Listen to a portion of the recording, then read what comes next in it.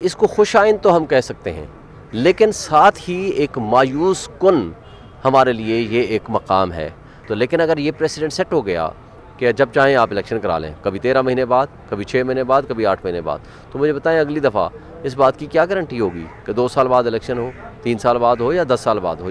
तो मेरा ख्याल है कि हमें सुप्रीम कोर्ट को ये चाहिए कि उन किरदारों का तयन करें जिन्होंने वक्त पे इलेक्शन नहीं होने दिए, और जिन्होंने नहीं होने दिए या जिन्होंने रुकावटें डाली हैं उनको कैफर किरदार तक पहुँचाएँ, उनको सजाएँ दें। और अगर ये नहीं होगा तो इस रास्ते को आप रोक नहीं पाएंगे।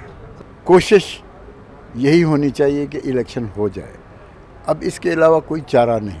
मामलात संभाले नहीं जा रहे, ना इकॉनमी के हवाले से, ना लॉ एंड ऑर्डर के हवाले से, ना बैनुल-अक़वामियात के हवाले से। तो मेरा ख्याल है कि ये वक्त है कि अब उस सारी सूरत हाल को जो हो चुकी और हुई दानिस्ता, और अब भी शायद उसको किसी न किसी तरीके से फ्रस्ट्रेट करने की कोशिश अल्लाह करे ना हो, लेकिन उसको रूल आउट आप नहीं कर सकते।